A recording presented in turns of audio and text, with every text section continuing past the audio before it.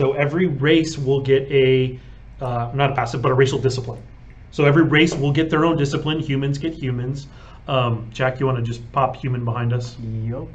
So this is yet another thing into the customization mix. And isn't it amazing how we've gone from a game that was probably one of the least customizable to now incredible customization? Right. Right? Hey guys, welcome to the stream, and this has just so happened to be uploaded today. I know that they're probably going to release something soon once they edit the VOD that they have, but this is their live VOD, uncut. And so I was just talking. I know there was a comment on one of my previous videos kind of asking about races and classes unlocked, and I didn't have a good answer for, I didn't have a solid answer for when they were releasing that. So this is just kind of some exciting little surprise that I kind of stumbled across. I decided to go to the Twitch Crowfall channel just to kind of review some of their VODs that they had in terms of their previous graphic announcements. I was going to do some commentary on that. The graphics overhaul segment of updating environmental textures and stuff like that. But then I kind of stumbled across, I kind of checked out their VODs that they had from their live stream a few hours ago today. And this segment, after kind of watching it for a solid 30 minutes or so, kind of hopping around, kind of skimming through their video, there was a great section about, their announcement for races and classes and how they're handling that, which I think is awesome. So I think the brief preview that they're about to give is pretty exciting, and we're gonna go ahead and watch it, and I'm going to pause it and kind of discuss as we go, since I did get a chance I'm sorry, to view it. But for those who haven't gotten a chance to see it, I'll go ahead and link the VOD down in the description below, and you guys can check it out in full length if you want to. But this is more so me kind of just going through. I'm really excited about the classes and the racial unlocks and how they're going to handle that, mainly because I'm just excited to start really truly practicing with the race and class that I want to play for launch day. So currently I play a healer, and currently the best archetype currently that are still in there is the Legionnaire, just because it's a big body, the healing racial, and then the resource gain passive is just really strong, or the strongest, I feel, archetype for healing, in conjunction with durability. So that being said, I'm going to go ahead and play this and let them kind of explain what they have on display here, and I'll stop it as we go along, and I'll go ahead and add my commentary in as we're going. So you're very familiar with disciplines by this point. Every race will get one. This is the human racial that you'll get. You can never change this out. It comes with a variety of things that you may or may not want to use. And what's exciting about this is the human bloodline. You'll see it right there, it's the first passive listed. Every race. So this is interesting. I just wanted to comment on this.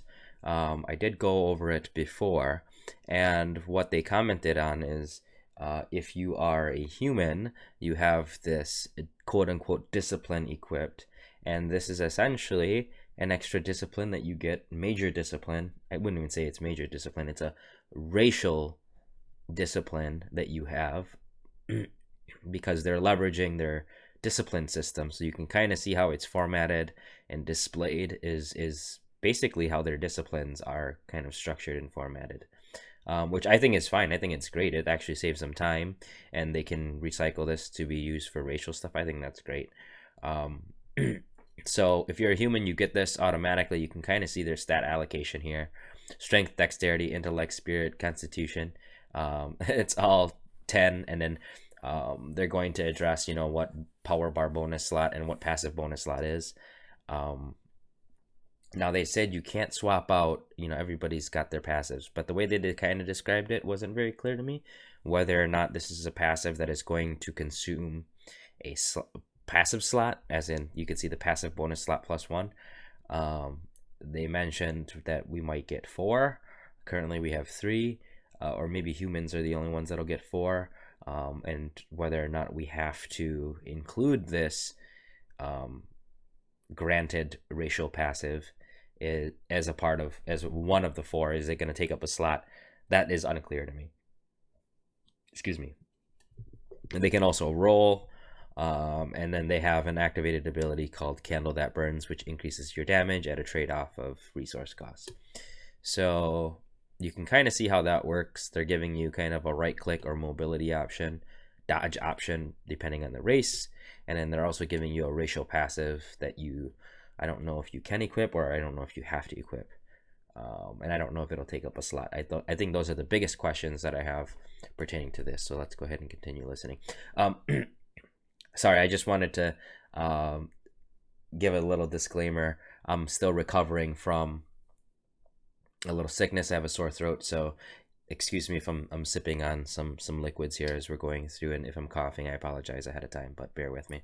Will get their own bloodline passive, and that can never be unequipped. Right, so that's it's a set thing. Well, to put it in D&D terms, right, it's like night vision, right? Some races get it, yep. Some races don't get it, and so it's something that you can't swap out. It's just inherent to who you are. Yep. So we use that basically on all of them. They all have one or more passives, right? Someone says less light on our faces, by the way.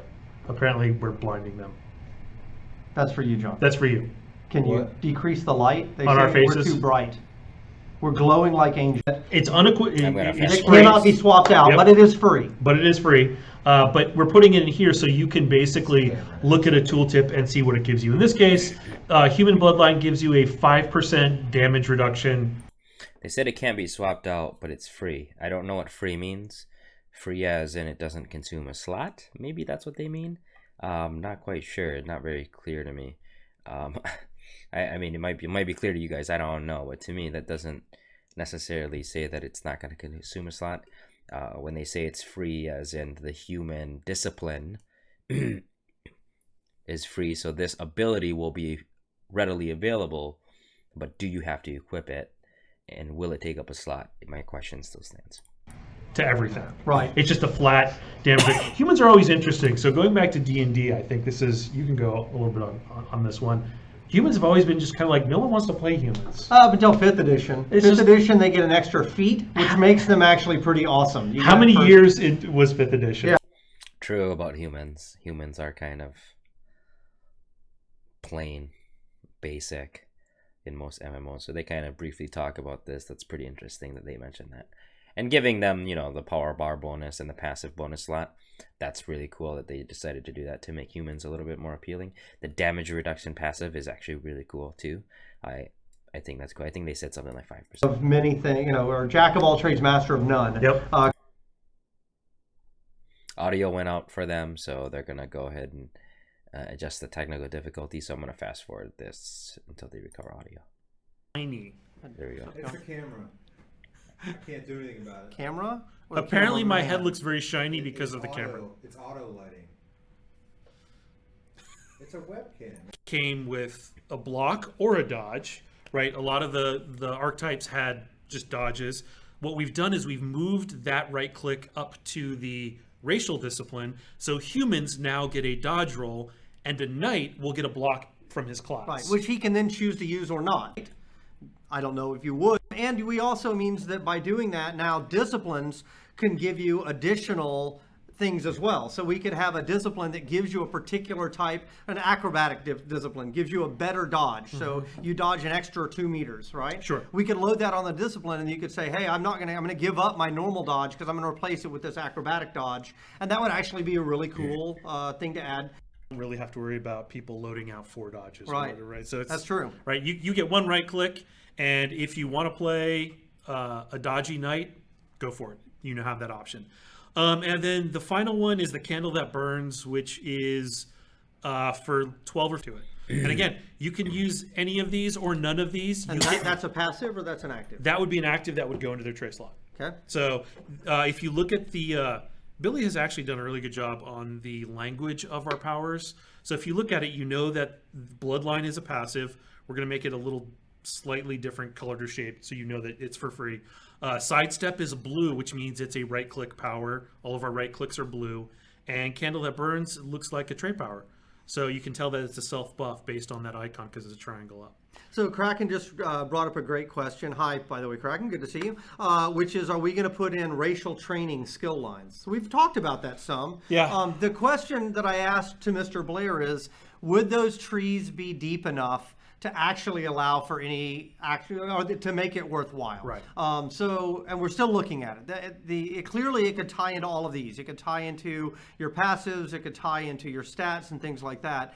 If we think that there's enough gameplay there to make it worthwhile, I'm not opposed to doing it. I actually think it'd be pretty cool. It's a lot of work on us, but you've never been opposed to Design Doer? Let's be specific. It's a lot of work on you. On me. Yeah. So I've got no problem with that. Yeah, most of our skill trees have been built in the middle of the night by me. It's a lot of work and it takes a lot of time, and you need a lot of time to think about what would be fun in those trees, which is on my list of things to talk about. We are getting a nice tree update here. The visuals and the way it works a little bit. You'll see that in a future update. Jack, could you show us the Wood Elf racial? Yeah, let's do another race.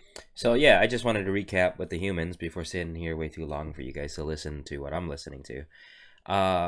Yeah, I think that's pretty interesting, talking about the skill trees and talking about how they could potentially do skill trees per race. I don't know how much depth that's going to be. I'm kind of in the same boat as J. Todd Coleman and how he thinks it would be fine if they did it as long as there's enough depth. I share that sentiment, and I agree it is a lot of work that they could be a lot of energy and resources they could be applying to other things, but it's kind of a nice value. I can maybe see them adding that on as another layer of customization, but I don't know that racial skill trees are necessary right now. That's just me. I don't know. So they're about to start Wood Elf here, and we can kind of see the difference between Wood Elf and humans as we go in here, and we'll talk about that. Race real quick, because that's interesting. So you'll be able to see the difference between the human as well as the Wood Elf. And we can talk about the Wood Elf. Wood Elf is totally OP right now. Wood Elf is so OP. So one of the things you'll notice is we definitely have a different set of offsets in there for the race. And then their bloodline power gives them Trail Master. Now, everyone has been familiar with Trailblazer, which is the 15% passive movement that I just took away from everybody. So everybody used to get it. Now only elves and centaurs and Elkin get the out of combat enhanced movement speed, because hey, we're starting to make things different. We'd put it on everybody because it was really useful in testing. Now you're going to start to see differences between the races now that we can do that in a future build. However, these guys get Trail Master, which is a 25% out of combat movement speed, which is super OP. They also get Dissipate. Oops. Oh, it's thinking. Did we lose anything? Are we still good? Spinning. Okay. Are we still good? Can you guys hear us? Okay. I guess they'll let us know if they can. Yeah. So someone said humans OP, Wood Elves OP. Yeah. Our goal is to make them all feel OP, because that way you feel good about taking your race. You know, and as they said in The Incredibles, if everyone's special, no one is. Well, wait, that's not what they said. They said if no one's special, everyone is. Yes. There you go. If everyone's super. Anyway, they said something. All right, so back to Wood Elf. So camouflage is really, really kick-ass. So talk about that one. Okay, so camouflage is a toggle power. You guys are all familiar with toggle power. So I just wanted to discuss this Wood Elf bloodline, their passives, which is Trailmaster, 25% out of combat movement speed. If you guys have played in the pre-alpha and you notice that everybody has that movement speed, kind of remember at one point centaurs used to be faster than everyone else, then they kind of level it out, and by leveling out, aka they made everybody essentially 15% faster. So they gave everybody that buff to even it out. Now they're taking all those buffs away. They're taking out the even movement speed, and now they're saying the Elken and the Centaurs are just racially movement speed faster, and Wood Elves are currently the fastest with Trailmaster passives. Now, Dissipate, from my understanding, is they're gonna call it Misty Step. I've always known it as Blink. It's a short, teleport movement. Basically, what the Druid currently has, you can kind of see her kind of warping through. Annoying as shit to catch. So I don't know, man. I'm really crossing my fingers and hoping they make the Ganesian kind of worthwhile playing a Ganesian cleric, because that'd be kind of cool to burrow and have some passives that kind of work with that. But Wood Elves are looking pretty juicy for clerics. You're super quick, which is awesome. You have a blink ability, which is awesome, and you can camouflage and hide if you're standing still. That's all right. That toggle is okay. I think that's fine. But the fact that you're one of the quickest ones out of combat and you're also able to blink, holy shit. And then obviously super high dexterity, intellect, spirit, and lower constitution but lower strength. I think that's the stats are lining up pretty good for a Wood Elf cleric. Not that is the most amazing racial class combination, but the skills look pretty juicy and pretty ridiculous right now. Because lots of people have been playing the Bard, and all of the Bard songs are toggle powers. All the Troubadour songs are toggle powers. This one is a toggle power on a different toggle group, which means, and you're going to see this with the Cleric because they have toggles, and the Legionnaire racials have some toggles. If you are playing, you could have 3 toggles running at the same time as long as they're in a different group. Each of them takes 2 seconds to cast. If you get CC'd, it shuts them all off, so you would have to recast them. But it's a new mechanic that we started using with the Bard stuff, and now we're kind of, just like all of our toys, we're using it. We're using it, right? Now that we have new functionality, let's use it. Yep. So camouflage is a toggle power that you toggle on, and when you stop moving, you automatically go into stealth. It doesn't swap your bar, but you get removed from everybody else's client. They're going to make Predator effect, the right? Predator. You called it the Predator suit when you saw me demoing it. It's like, yeah, it pretty much is a Predator suit. It drains your stamina over time, so you can't sit in Predator mode forever.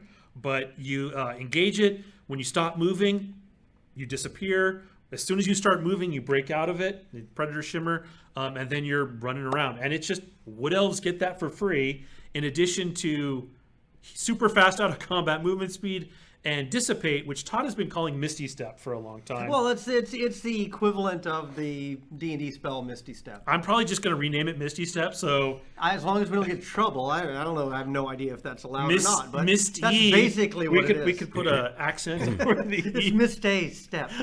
But basically, what Dissipate is the Druid right click thing. Attack, Blink. break me. If you're in combat, you Basically. can't engage it, so it's an out of combat stealth. So one thing that I want to point out about these that we can't do yet, but I'd like to do is these are Wood Elf powers. So I would love to be able to mark a parcel as a woodland or forest parcel, and then enable these only there, right? So that by being a Wood Elf, I'm really fast and I'm really well hidden when I'm in a forest. When I'm in the middle of a keep, it doesn't work, right? Or it would have to be a keep. That's pretty interesting. The concept of kind of locking either the passive or some of their toggle or activatable ability specific to a parcel type. That'd be interesting. I don't really see that too often in MMOs, but kind of the environment affecting your racial passive or your racial abilities would be pretty interesting. That was built in a forest parcel. So I think that would be a nice way to kind of pull the power level down on these guys. It'd be really cool when I'm in my element. Be careful and kind of plan my play session accordingly. So yeah, we don't have the tech for that. Be a nice.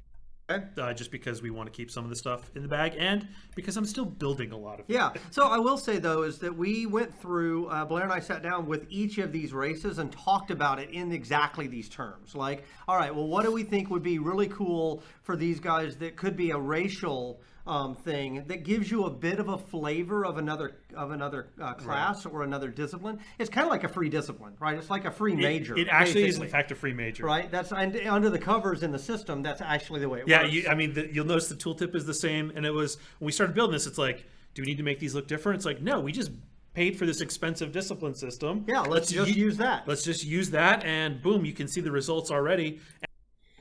So I wanted to touch on this. I think this is I kind of mentioned early on in the stream, I think this is a really, really smart idea on their part, kind of utilizing the current discipline systems and leveraging that, since they did pay for that technology, to not only expedite the amount of work that needs to go in there, but it makes sense, right? You get these, what is your race give you? Some stats, which they can allocate for statistics, and then the disciplines, which is, granted powers and passives, through this quote unquote what they're considering a major discipline. So really this is kind of a freebie that might even be transparent. It might not even be part of your disciplines tray. It's probably just going to be tucked away. And for us, it's just building the powers rather than worrying about waiting weeks and weeks for a whole bunch of new tech. Can we real quick before we move on from that? You want to talk about tray swap outs, because we've talked about that too, and that'll be really cool in terms of giving people some abilities. Like, if we have a discipline that gives you a stealth mode, it can actually give you the stealth tray, right? Archery can give you the ranged weapon archery tray. They haven't been playing with archery because we've been waiting on the animation, so taking away a tray. It's very ad hoc, and it's kind of... Yeah, we're going to clean that up. The interface wasn't really originally set up for this, so it needs some cleanup. But So I did listen to this before, and I think what they're mentioning is every character on the back end is transparent to the user, so you may not know, but every user has a melee, a range tray, and a stealth tray. And basically what happens is, depending on what disciplines you equip, it will unlock or grant you access to whatever tray is related to your class, it'll unlock another tray specific to the discipline that you equipped. However, the initial class you select will determine which tray you start out with. So for example, if I'm playing a centaur cleric, then maybe I'm going to have access to my melee tray, because centaur is or cleric, maybe that's a melee class, right? Or maybe it's range, depending on what they allow you to equip. So who knows? And you start out with either one of those trays, and then let's just say I equip field surgeon, right? And maybe that, if I only have melee, maybe that unlocks a tray. Or if I decide I want to be a ranger, which unlocks my range tray, but then I also want to then switch it up and be like master of scimitars, would then lock you into the melee tray.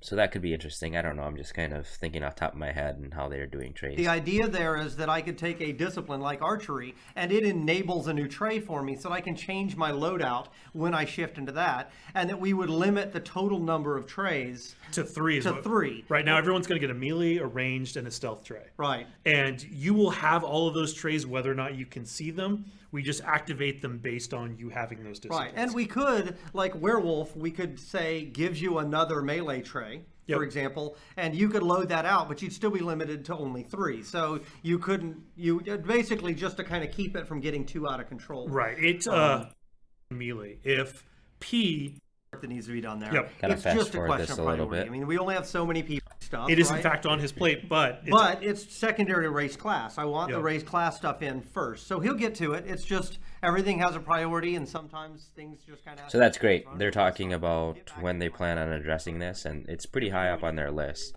to get the racial disciplines in and kind of making them distinct, right, for their class. So I'm excited for that. Hopefully they get that in right after these campaign worlds update at the launch. right now, right? By more disciplines, does he mean more majors? I- Definitely, we're not making more majors right now. Yeah. I'm making all of these the racial disciplines, and probably before we make Awesome. more combat disciplines, I did prototype the first scout discipline Cool. list, right? So we got in. Have we talked about the map yet? We've talked in general terms about the map and Fog of War, but I think the last time we brought it up in a chat, I said I have a cool idea for what I'd like to do. Cool. So I think I'm gonna stop the video here. We're already running on close to half an hour, but they start talking about, you know, exploration and what type of disciplines kind of lend itself to exploration. So I won't let the video kind of creep into that territory just yet. Maybe that might be a separate discussion that we'll have. But I just wanted to kind of go over how they plan on structuring these racial passives. I think it's really interesting how they're doing it.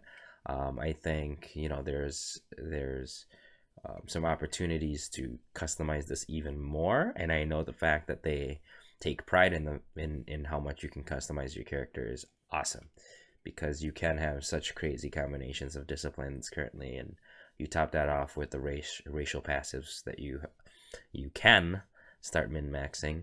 I think it's going to be fantastic. I think the options are going to be so many. So I think that's great for us as players. We're going to have an opportunity to customize, really customize how we want our characters to play and their abilities. So perfect, guys. Thank you very much for tuning in. I'm gonna go ahead and end the stream here. I appreciate all the feedback and support we've been getting. As always, guys, take care, and I'll catch you guys tomorrow. Hopefully I can get some gameplay in tomorrow for you guys.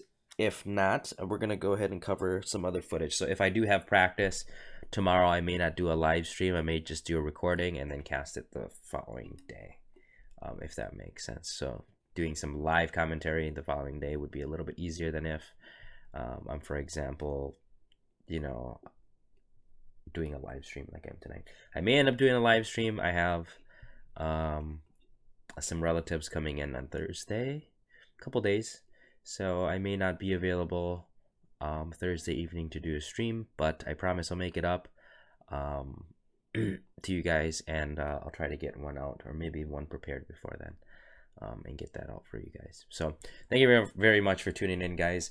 I had a great time. This is exciting news for me. I hope it was for you, on their update on, you know, the races and the racial passives and everything like that, racial abilities and stats and all that jazz. So thank you very much for tuning in. Have a good night, guys. Take care. Peace out.